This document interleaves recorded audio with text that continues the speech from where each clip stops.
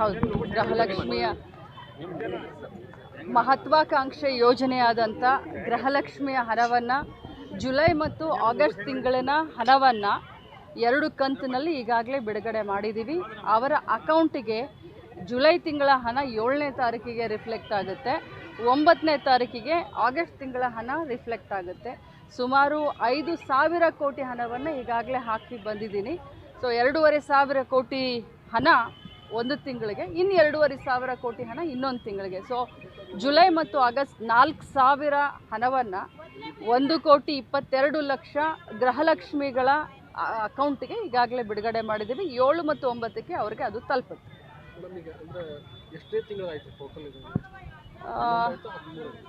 13 ತಿಂಗಳ ಹಣ, 13 ತಿಂಗಳ ಏನು ನಾವು ಹೋದ ಆಗಸ್ಟ್ನಲ್ಲಿ ನಾವೇನು ಹೇಳಿದ್ವಿ, 13 ತಿಂಗಳ ಹಣವನ್ನು ಅವರ ಅಕೌಂಟಿಗೆ ಹಾಕ್ಬೇಕು.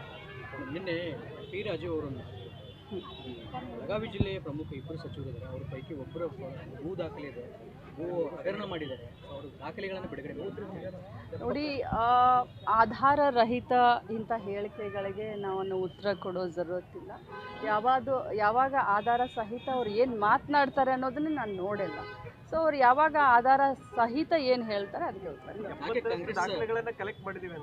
ನೋಡಿ, ಇದು ಬಹಳಷ್ಟು ಪ್ರೀ ಮೆಚ್ಯೂರ್ ಆಗುತ್ತೆ. ಹಬ್ಬದ ಸಂದರ್ಭ, ಇಂಥ ಒಂದು ಇದಕ್ಕೆ ಆನ್ಸರ್ ಕೊಡಬೇಕಾಗಿರುವಂಥ ಅವಶ್ಯಕತೆ ಇಲ್ಲ. ಯಾರೇ ನಾಯಕರು ಮಾತಾಡಿದ ತಕ್ಷಣ ಅದಕ್ಕೆ ರಿಯಾಕ್ಟ್ ಮಾಡುವಂಥ ಅವಶ್ಯಕತೆ ಇಲ್ಲ ಅಂತ ನನಗನ್ಸುತ್ತೆ.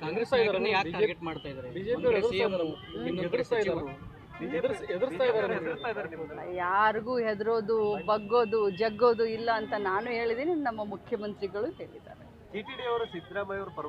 ಅದೇ ಸಾಕ್ಷಿ. GT ದೇವೇಗೌಡ ಅವರು ಸಿದ್ದರಾಮಯ್ಯನವರ ಪರವಾಗಿ ಮಾತನಾಡಿದ್ದು JDSನ ಶಾಸಕರು, ಸೋಮಶೇಖರ್ ಅವರು ನಮ್ಮ ಸರ್ಕಾರದ ಬಗ್ಗೆ ಮತ್ತು ಸಿದ್ದರಾಮಯ್ಯನವರ ಬಗ್ಗೆ ಮಾತನಾಡಿದವರು BJPಯ ಶಾಸಕರು. ಇದೇ ಸಾಕ್ಷಿ ನಾವು ಯಾವ ರೀತಿ ಸರ್ಕಾರವನ್ನು ಮತ್ತು ಯಾವ ರೀತಿ ಕೆಲಸವನ್ನು ಮಾಡ್ತಾ ಇದ್ದೀವಿ ಅಂತ. ಕರ್ನಾಟಕದಲ್ಲಿ ಗೃಹಲಕ್ಷ್ಮಿ ಯೋಜನೆ ಬಗ್ಗೆ ಟೀಕೆ ಮಾಡ್ತಾರೆ BJP ಅವರು. ಹರಿಯಾಣದಲ್ಲಿ 2,100 ರೂಪಾಯಿ ಕೊಡ್ತೀನಿ ಅಂತ ಹೇಳಿ ಘೋಷಣೆ ಮಾಡಿದ್ದಾರೆ. ನೋಡಿ, ಮೊದಲನೇದಿಂದ BJPಯವರ ಒಂದು ಚಟ ಇದೆ.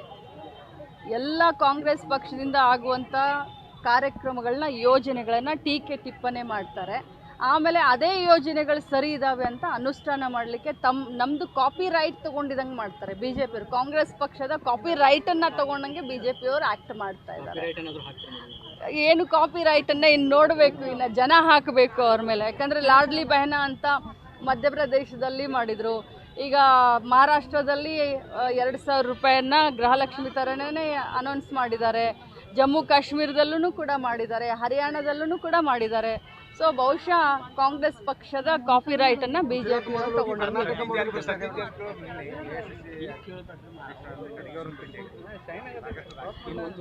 ಇದರಲ್ಲಿ ಏನು ವಿಶೇಷತೆ ಇಲ್ಲ. ನಾನು ಕೂಡ ಮೊನ್ನೆ ಹೋಗಿದ್ದೆ, ಹೋದ ತಿಂಗಳು ಹೋದಾಗ AICC ಅಧ್ಯಕ್ಷರನ್ನ ಭೇಟಿಯಾದೆ. ನಮ್ಮ ನಾಯಕರು, ಸರ್ವೋಚ್ಚ ನಾಯಕರು, ನಮ್ಮ ಪಕ್ಷದ ಅಧ್ಯಕ್ಷರು, ನಾವು ಡೆಲ್ಲಿಗೆ ನಮ್ಮ ಇಲಾಖೆಯ ಕೆಲಸಕ್ಕೆ ಹೋದಾಗ ಅವ್ರನ್ನ ಭೇಟಿಯಾಗುವಂಥದ್ದು ಒಂದು ಸಹಜ ಪ್ರಕ್ರಿಯೆ. ಕರ್ನಾಟಕ ಮಾಡೆಲ್ ಗುಜರಾತ್ ಮಾಡೆಲನ್ನು ಹಿಂದಿಕ್ಕಿ ಮುಂದೆ ಹೋಗ್ತಾ ಇದೆ ಅಂತ ಭಾಳ ಹೆಮ್ಮೆಯಿಂದ ಹೇಳ್ತೀನಿ. ನೋಡಿ, ಯಾರೇ ರೇಸ್ನಲ್ಲಿದ್ದರೂ ಕೂಡ ಅದು ನಮ್ಮ ಪಕ್ಷದ ಹೈಕಮಾಂಡ್ ಅದರ ನಿರ್ದೇಶನದ ಮೇಲೆ ಮತ್ತು ಏನು 136 ಜನ MLAಗಳು ಗೆದ್ದಿದ್ದಾರೆ ಅವರ ಇಚ್ಛೆಯ ಮೇರೆಗೆ ಆಗೋದು. DCC ಬ್ಯಾಂಕ್ ನಿನ್ನೆ ರಾಜಕಾರಣ ಅಧ್ಯಕ್ಷರನ್ನು ಹೊರಗಿಟ್ಟು ಒಂದು ಸಭೆಯನ್ನು ಮಾಡಿದ್ದಾರೆ. ನಮ್ಮ ಗಮನಕ್ಕೆ ಏನಾದರೂ ಇದೆ? ನೋಡಿ, ಅದು ನನಗೆ ಗಮನಕ್ಕೆ ಇಲ್ಲದಿರುವಂಥ ವಿಚಾರವನ್ನು ಮಾತನಾಡೋದು.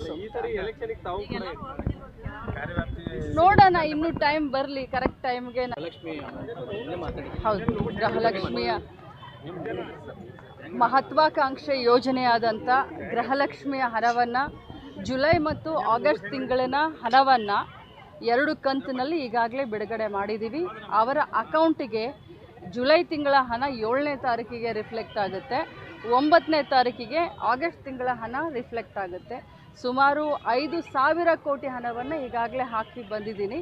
ಸೊ 2,500 ಕೋಟಿ ಹಣ ಒಂದು ತಿಂಗಳಿಗೆ, ಇನ್ನು 2,500 ಕೋಟಿ ಹಣ ಇನ್ನೊಂದು ತಿಂಗಳಿಗೆ. ಸೊ ಜುಲೈ ಮತ್ತು ಆಗಸ್ಟ್ 4,000 ಹಣವನ್ನು 1,22,00,000 ಗೃಹಲಕ್ಷ್ಮಿಗಳ ಅಕೌಂಟಿಗೆ ಈಗಾಗಲೇ ಬಿಡುಗಡೆ ಮಾಡಿದ್ದೀವಿ. 7 ಮತ್ತು 9ಕ್ಕೆ ಅವ್ರಿಗೆ ಅದು ತಲುಪುತ್ತೆ.